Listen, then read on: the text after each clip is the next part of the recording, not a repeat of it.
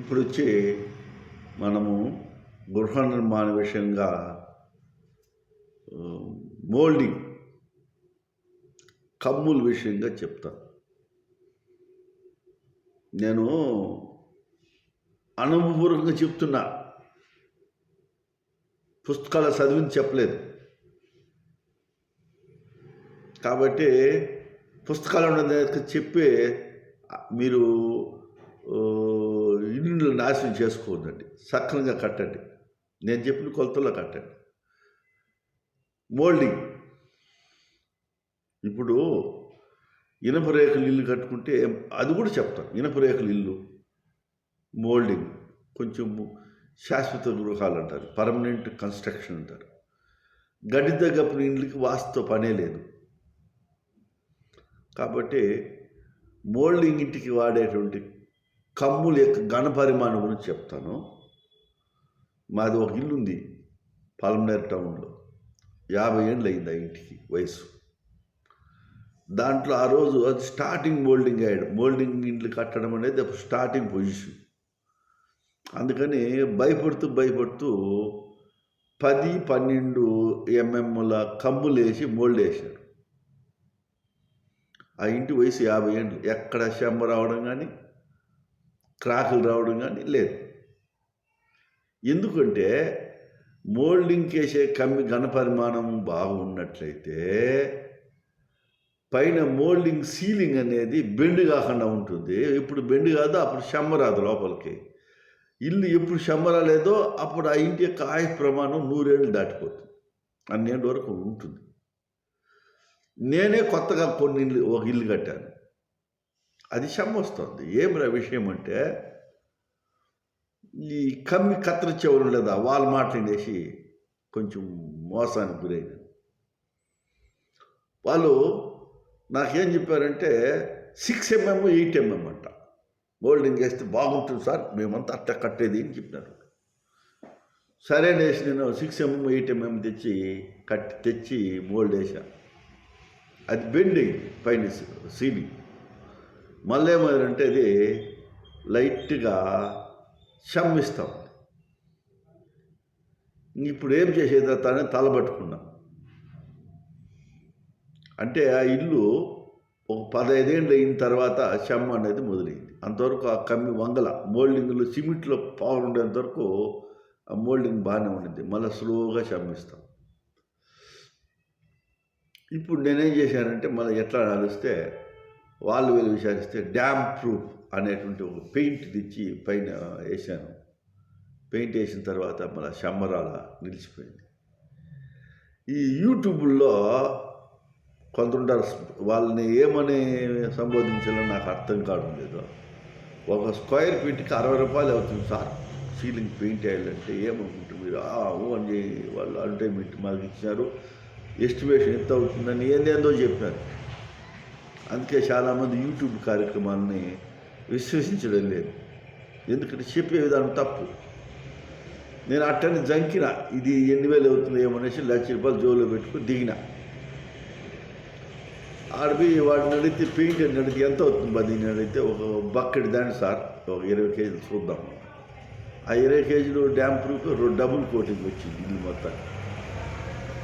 ఒక ఇంత లేబర్ అయిపోయా ఒకే రోజుకి. నాకు ఎంత పడిందాడా లేబరును పెయింటింగ్ మొత్తం కలిసి ఒక స్క్వేర్ ఫీట్కి 10 రూపాయలు కూడా పడలేదు. కాబట్టి ఏదైనా చెప్పేటప్పుడు ఎవరు మెప్పు కోసం నువ్వు తప్పులు చెప్తావు? నువ్వు అడిగేవాళ్ళు లేరనేసి నువ్వు తప్పుడు సమాజానికి ఇవ్వకూడదండి. కాబట్టి మీరు మామూలు పెయింటింగ్ ఛార్జ్ చేయబడింది, డ్యామ్ ప్రూఫ్ కొట్టాను, ఇప్పుడు సీలింగ్ తడడం లేదు, ఇల్లు బాగుంది. కాబట్టి నేను చెప్పడం ఏంటంటే కమ్ములు మీరు కొనేటప్పుడు 10-12 mm కమ్మి కట్ చేయండి, మోల్డింగ్ వేయండి, గట్టిగా ఉంటుంది, చెమ్మ రాదు. లైఫ్లో బిల్డింగ్ ఆయుష్ ప్రమాణం కూడా పెరుగుతుంది. మరి కమ్మి కట్టేవాడు అడిగితే వాడు ఏమవుతాడా, వాడిని పెన్సిల్ ఇచ్చేట్టు ఇరిగిపోవాలి కమ్ములు, పట్టపట్ట చిన్నగా తట్టుకుంటూ పోవాలి చుట్టూ. వానికి కష్టం. పెద్ద లావుగడ్డ కమ్మి అయితే గట్టిగా సమిటితో కొట్టాలి, పెద్ద సమిటితో. అందుకని వాడు సుత్తితో కొట్టే విధంగా చిన్న చిన్న కమ్ములు తెమ్మంటాడు. వాడి పని ఇది, వాడు చూసుకుంటాడు. నువ్వు బిల్డింగ్ కట్టిదాన్ని నువ్వు చూసుకోవాలా, వాని మాట ఎందుకు వింటావు? కాబట్టి మీరు ఆలోచించండి. నేను చెప్పే దాంట్లో అన్నీ 100% పర్ఫెక్ట్గా ఉండే నాలెడ్జే చెప్తున్నాను.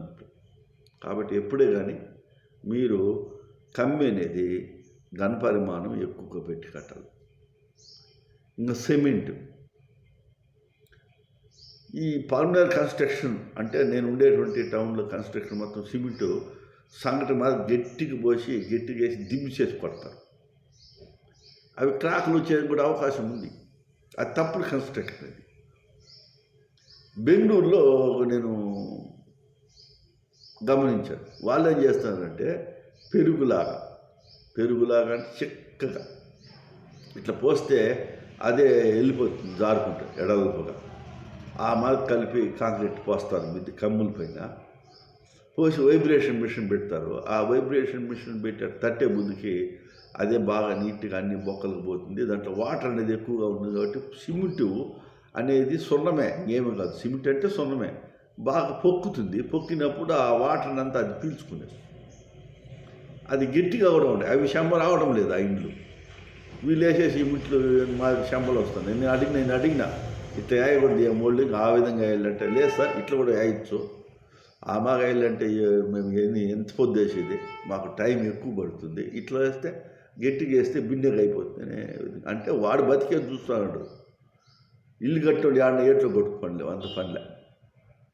కాబట్టి ఎక్కడ ఎత్తుకున్నానో ఇల్లు కట్టేటప్పుడు జాగ్రత్త తీసుకోవాలి యజమాని. అంతేగాని ఇల్లు కట్టేటప్పుడు తన కూలి వాళ్ళ యొక్క సలహాలు తీసుకునేందుకు వీల్లేదు. పక్కన ఎవరిని ఇల్లు కట్టిన వాళ్ళు ఆల్రెడీ కట్టింటారు, గృహాలు నిర్మాణం చేసింటారు, వాళ్ళని సలహా తీసుకొని నువ్వు ఇల్లుని మోల్డింగ్ అయ్యేలా. గోళ్ళ కూడాను గోళ్ళ పరిమాణము ఫస్ట్ టైము నేను ఇల్లు కట్టినప్పుడు 58 ఇల్లు ఉండదని చెప్పాను కదా, దాన్ని 9 ఇంచుల గోడ నేనే మొట్టమొదటిసారి ప్రవేశపెట్టాను. రాయి ఘనపరిమాణం కూడా 3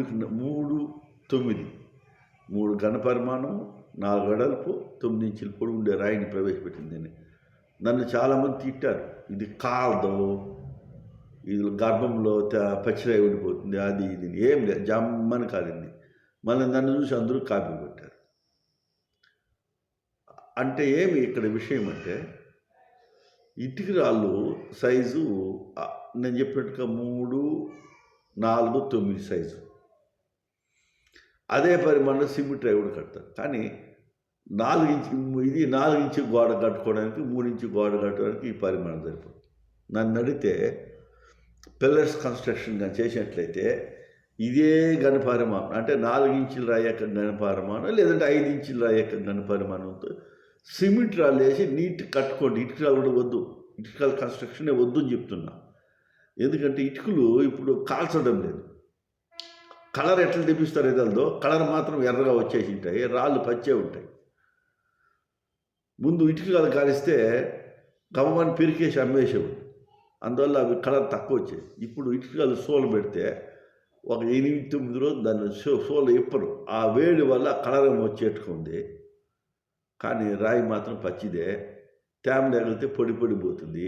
ఆ రాయికి మన్నేసి తొక్కి గట్టిగా ఇచ్చేసి కట్టేవాళ్ళు లేరు. పాత అట్లా తిప్పి మొనిపోయేస్తారు. అది రాయి షేప్ వస్తుంది కానీ ఆ రాయి కూడా గట్టిదన్నమాట. కాబట్టి ఇటుక రాళ్ళ కన్నా సిమెంట్ రాళ్ళే మేలు. కాబట్టి సిమెంట్ రాళ్ళతో మనము 6 ఇంచుల గోడ కానీ లేదంటే 9 ఇంచుల గోడ కానీ కట్టుకొని పిల్లర్స్ పైన కన్స్ట్రక్షన్ చేసి మనము మోల్డ్ వేసుకోవచ్చు, గట్టిగానే ఉంటాయి.